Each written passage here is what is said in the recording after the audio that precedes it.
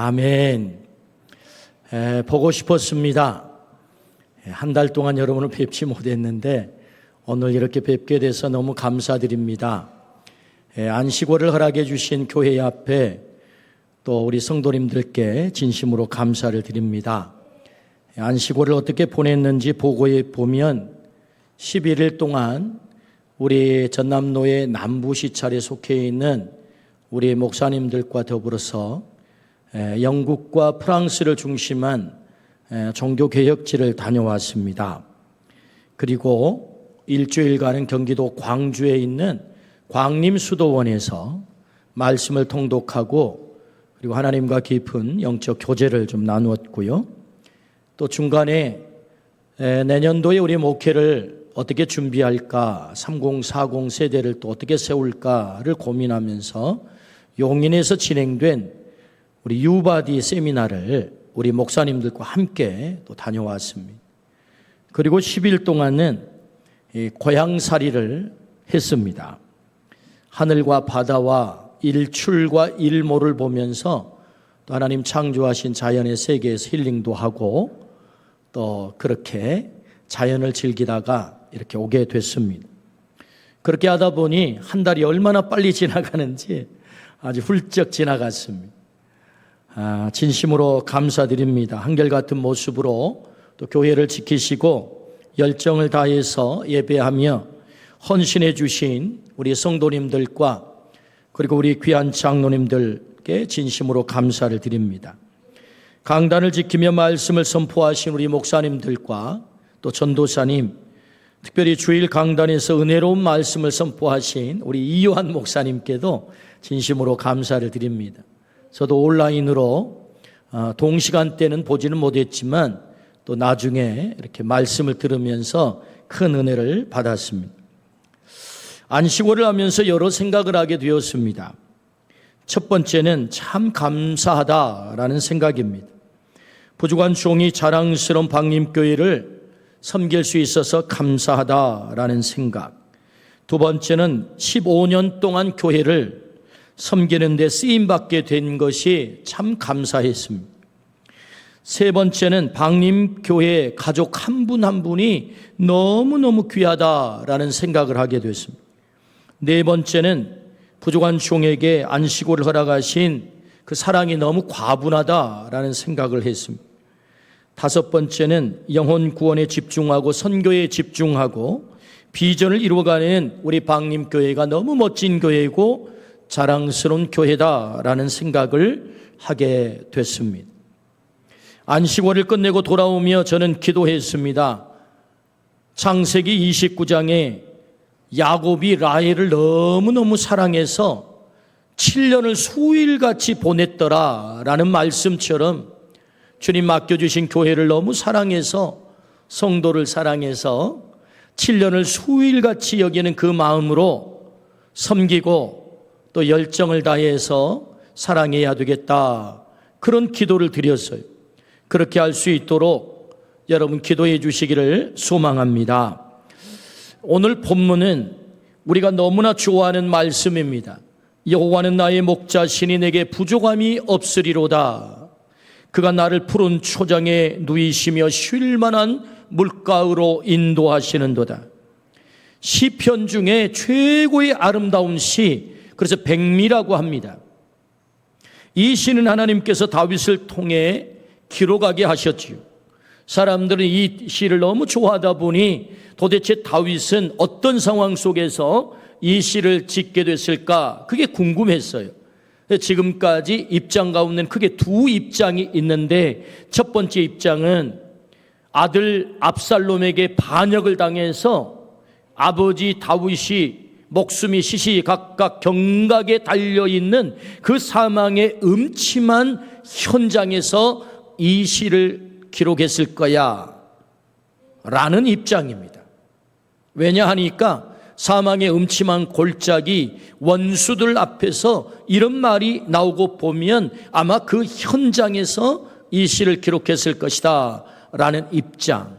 또 하나의 입장은 그 모든 환난과 고통의 시간이 다 지나고 안정과 번영의 평화로운 시기를 맞이했을 때 그 평화로운 그 궁궐의 왕좌에 앉은 다윗이 이 시를 기록했을 것이다 라는 입장, 지금까지는 이 두 입장 가운데 대체로 이 후자 평화로운 시기에 지난 날을 돌아보면서 여러분 다윗에게 얼마나 험난한 역경의 세월이 많았습니까? 그 세월을 다 지나고 반추를 하며 이 시를 기록했을 것이다 입장에 동의를 하고 있습니다.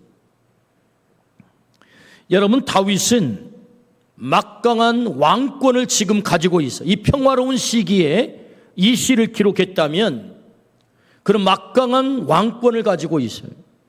강력한 군대를 가지고 있습니다. 화려한 궁궐에서 그는 삽니다.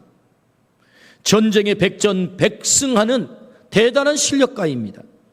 엄청난 재산을 가진 사람이에요. 역대상 29장 1절부터 9절 말씀에 보면 성전을 짓겠다고 다윗이 하나님 앞에 헌신한 장면이 기록되고 있는데 오빌의 금 3,000달란트, 오늘 화폐로 환산을 하면 무려 13조입니다. 수는 7,000달란트, 오늘의 화폐로는 2조가 돼요. 그러니까 다윗이 성전을 짓겠다고 하나님 앞에 헌신한 금액이 오늘의 돈으로 환산했을 때 15조 원이 되는 거예요. 엄청난 재산을 가졌다 반증이죠. 얼마나 재산이 많았으면 여러분 국가 재산을 드렸다는 얘기가 아니에요. 개인의 사유 재산을 드렸다라고 성경은 기록합니다. 이렇게 많이 드릴 정도로 그런 어마어마한 부를 이룬 사람이란 말이죠. 때문에 그 환경을 따져보자면 다윗은 천상천하 유아 독종과 같은 그런 존재란 말이죠. 통상 이쯤 되면 다분히 권력자는 어떻게 말합니까? 짐이 곧 국가다, 짐이 곧 신이다, 자신을 숭배하도록 하는 것이 역사가 보여주는 경험치예요. 로마의 시저가 자신이 큐리오스 주라고 부르라고 했습니다. 황제를 신으로 숭배하라고 강제했죠. 영국에 갔더니 영국의 유명한 왕이 헨리 8세입니다. 이 헨리 8세가 왜 유명하게 되었느냐? 내가 교회의 머리다라고 주장을 했어요. 그것이 우리 세계사에서 배운 대로 수장령이라고 하는 것입니다. 그리고 성공회를 세운 왕이에요. 내가 교회의 머리, 그렇게 주장을 했단 말이죠. 이것이 여러분 세상의 권력을 가진 인간의 한계이거든요. 뿐만 아니라 여러분 프랑스에 갔더니 프랑스에는 유명한 왕이 있어요. 루이 14세입니다. 이 사람이 한 말 가운데 유명한 말이 있죠. 짐이 곧 국가다. 여러분 프랑스에 가면 가장 화려한 궁궐이 있는데 그 궁궐을 베르사유 궁전이라고 합니다. 이 베르사유 궁전을 지은 사람이 루이 14세예요.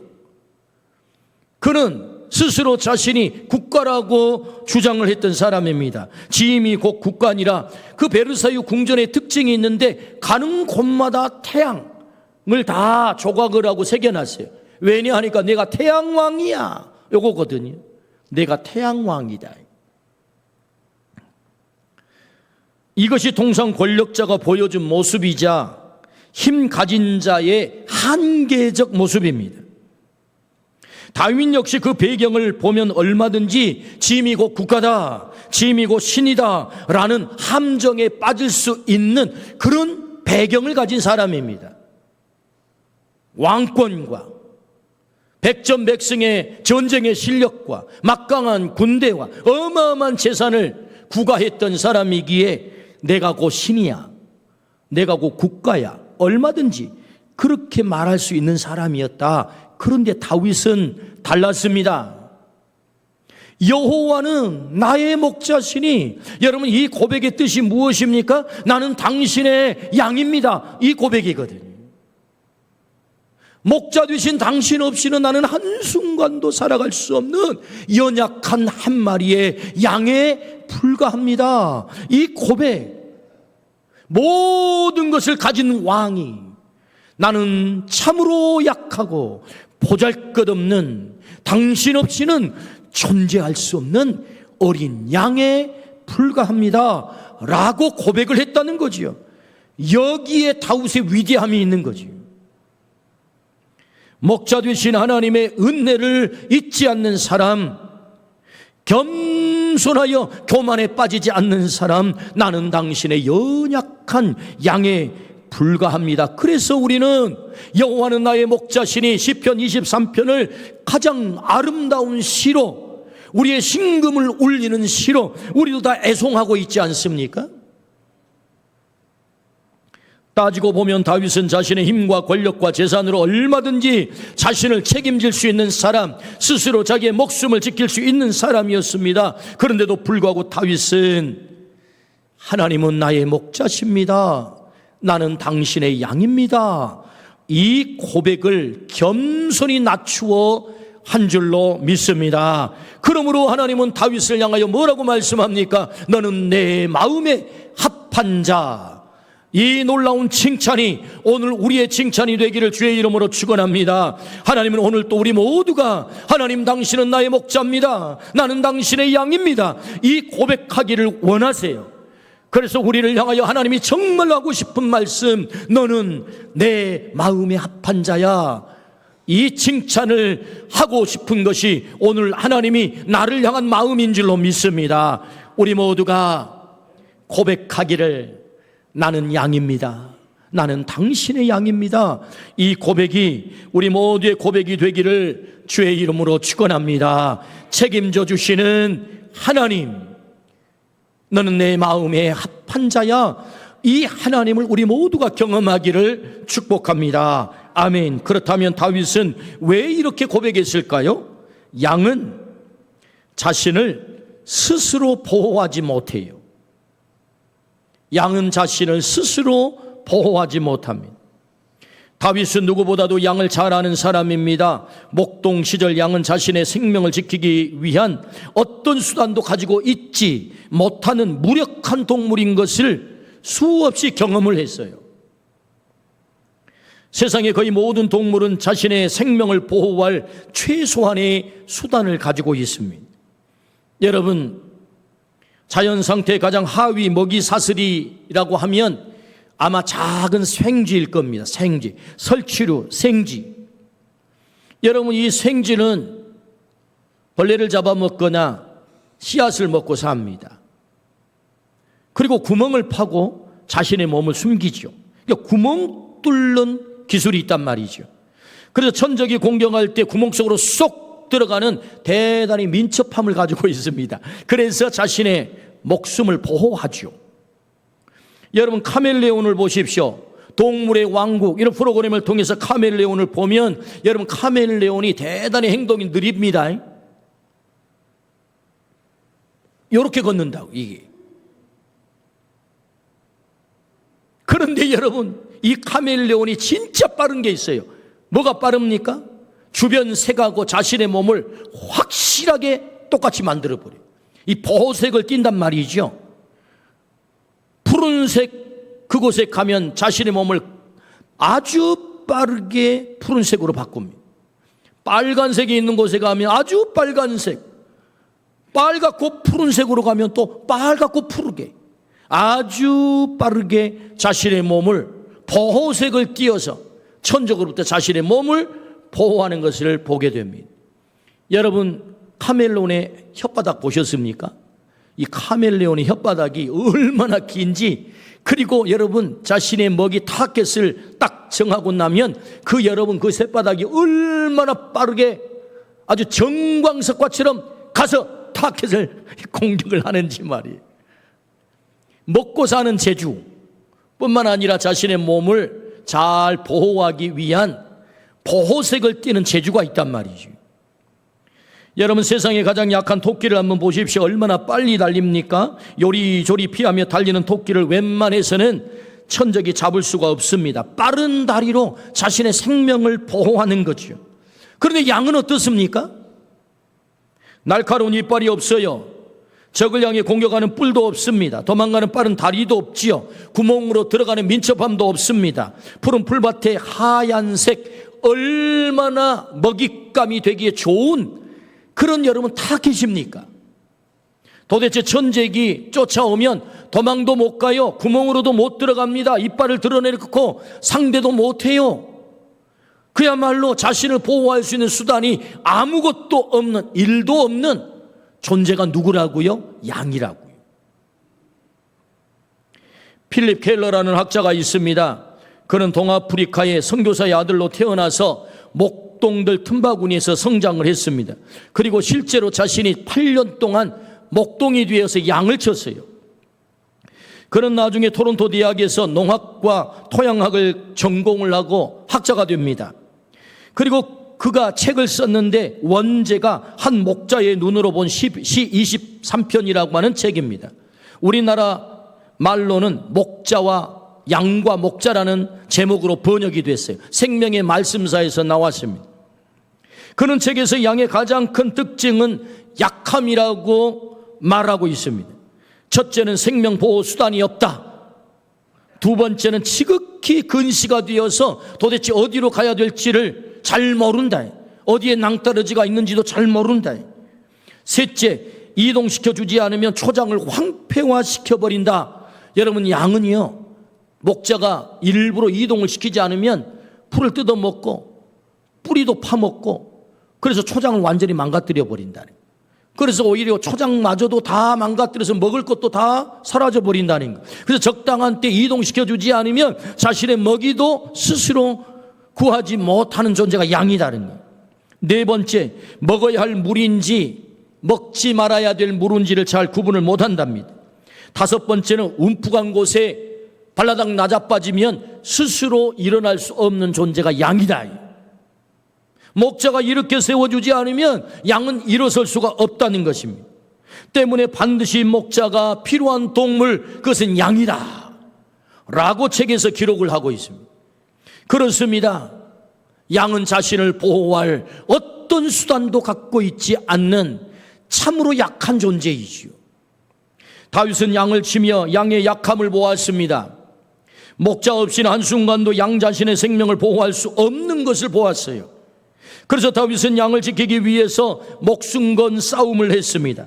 사무엘상 17장 34절에서 35절, 다윗이 사울에게 말하되 주의 종이 아버지의 양을 지킬 때에 사자나 곰이 와서 양떼에서 새끼를 물어가면 내가 따라가서 그것을 치고 그 입에서 새끼를 건져내었고 그것이 얼마나 나를 해하고자 하면 내가 그 수염을 잡고 그것을 쳐 죽였나이다. 목동 시절에 양 지키기 위해서 다윗이 경험한 이야기를 지금 사울 왕에게 하는 말이거든요. 그러니까 이 다윗은 목자와 양의 관계를 너무너무 잘 알고 있는 거죠. 목자가 어디까지 양을 사랑하는지도 잘 알고 있는 거죠. 목자가 양을 책임지기 위해서 자신의 목숨을 거는 존재가 목자임을 잘 아는 거죠.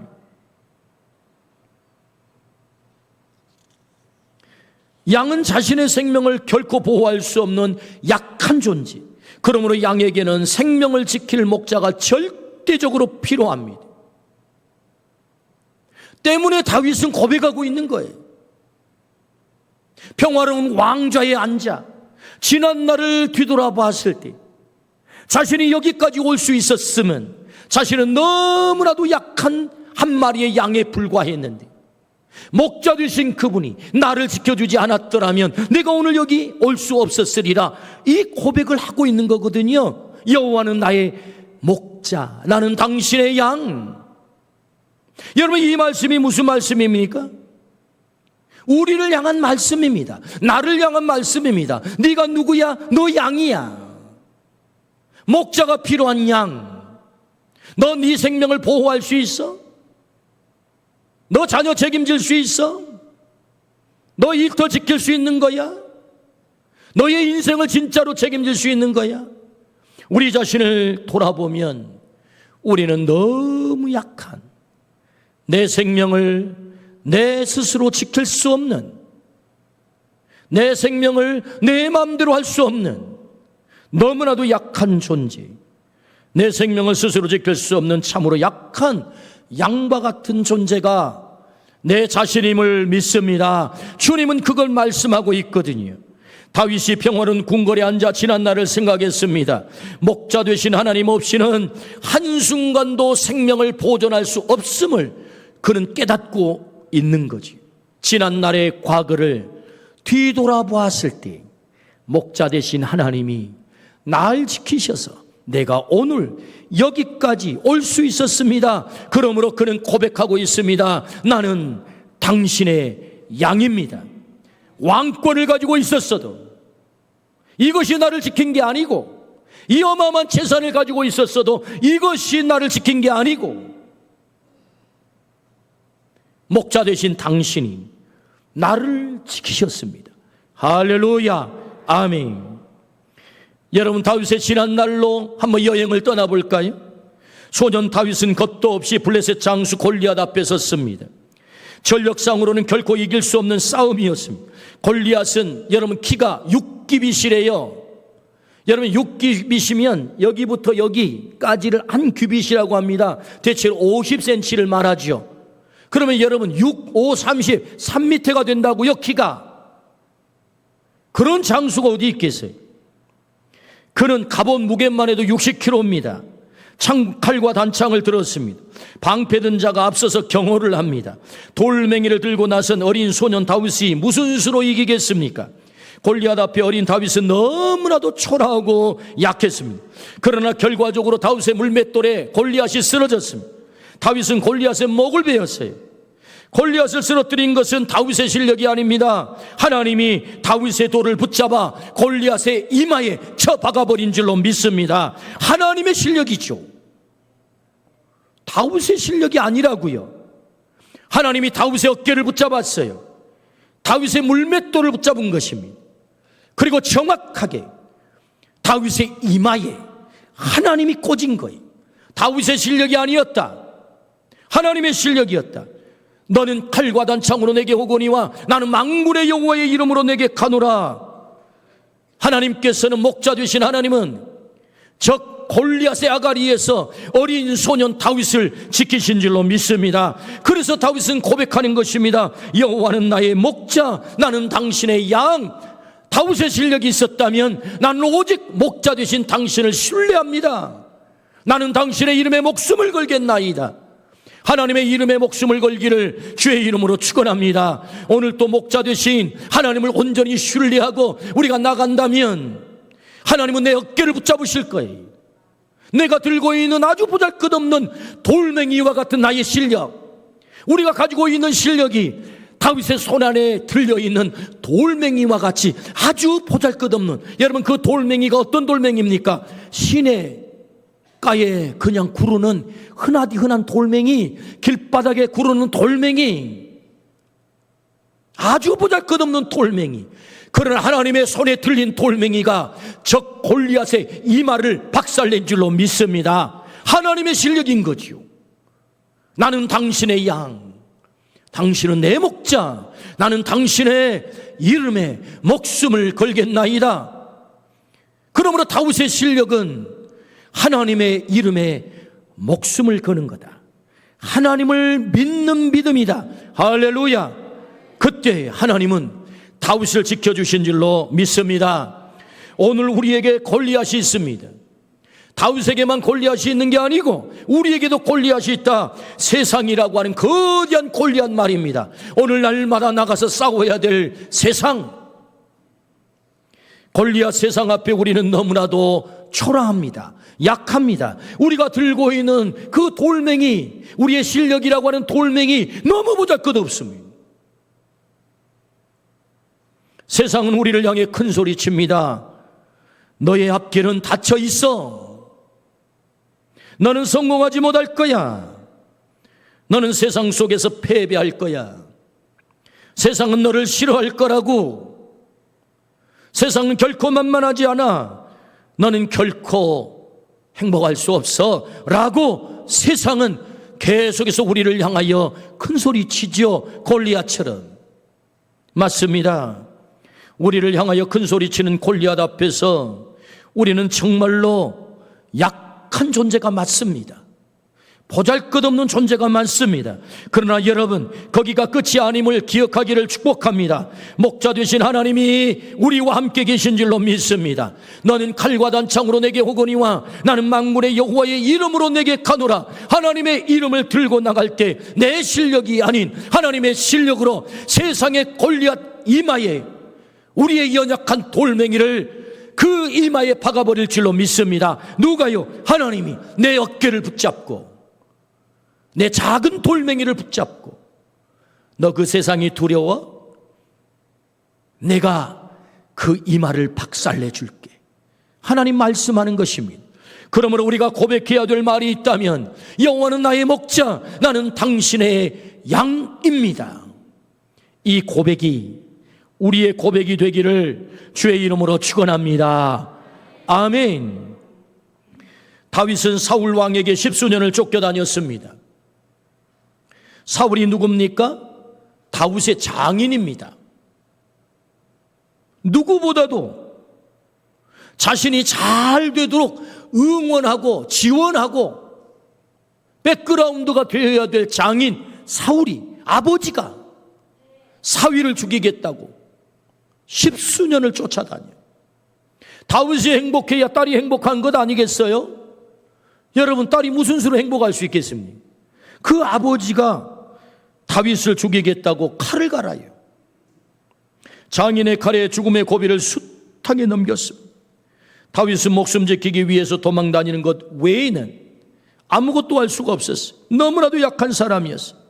엔게디 동굴에서, 아둘람 굴에서, 십광야에서 하나님은 그를 내버려 두지 않고 사망의 음침한 골짜기에서 다윗을 지켜주신 줄로 믿습니다. 여호와는 나의 목자, 나는 당신의 양. 하나님을 그 광야 한복판에서 사울의 칼날 앞에서, 누구의 칼날? 장인의 칼날, 아버지의 칼날에서 지켜주신 하나님을 경험한 거예요. 다윗의 실력이 아닙니다. 하나님의 힘이었어요. 목자 되신 하나님, 하나님께서 지키시고 살려주신 줄로 믿습니다. 오늘 우리에게는 장인은 없습니까? 그런 장인? 우리가 힘든 것은 사람 때문 아니겠습니까? 왜 힘듭니까? 사람 때문에 힘든 거죠. 가장 힘든 것은 사람입니다. 그것도 나를 응원할 사람, 나를 잘되게 하는 사람, 내가 믿었던 사람, 그 사람 때문에 우리는 너무 괴로워하는 것입니다. 지난 주간에 인천에서 하나님의 나라 사업을 정말 열심히, 아마 전국에서도 가장 훌륭하게 하시는 목사님 중에 한 분이 전화 통화를 하게 됐습니다. 목사님은 저에게 이렇게 말씀했습니다. 목사님, 사람에 대한 공포가 생겼습니다. 아니, 무슨 말씀이냐고. 그렇게 사랑하고 아껴서 거둔 사람이 제 뒤통수를 쳤습니다. 그래서 공중파 방송에 제보를 해가지고 TV까지 나와버렸어요. 본심이 그게 아닌데, 사실이 그게 아닌데, 목사가 뭐 하겠어요? 복음을 위해서, 하나님의 나라를 위해서. 그 한겨울 그 추위를 무릅쓰고 노숙자들을 찾아다니며 이런 정말 어려운 일을 눈물겹게 하면서 함께 일하는 동료들에게도 그 귀한 일을 같이 해보자고 하는 것이 강제했다는 거예요. 강제. 왜 우리에게 그런 강제를 합니까? 왜 예배드리라고 합니까?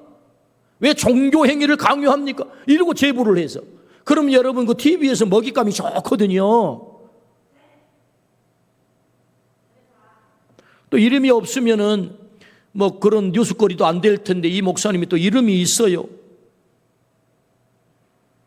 사람에 대한 공포가 생겼습니다. 그렇게 사랑하고 아껴서 거둔 사람이 제 뒤통수를 치고 배신을 했습니다. 이제는 사람이 두렵습니다. 그렇게 말하는 거예요. 그렇습니다. 사람은 여러분 믿음의 대상이 아니에요. 사람은 사랑의 대상이다. 우리가 주님의 정신으로 이 세상 속을 살아갈 때 이 험난한 세상을 살아갈 때 많은 사람들이 내 진의를 모르고 내 본심을 모르고 이렇게 나를 아프게 상처를 주는 사람들이 있을 거예요. 우리가 왜 힘든 것입니까? 사람 때문에 힘든 것 아니에요? 여러분, 다윗이 왜 힘든 거예요? 장인 사울 때문에 힘든 것입니다. 내 가장 가까운 사람 때문에, 가장 믿었던 사람 때문에.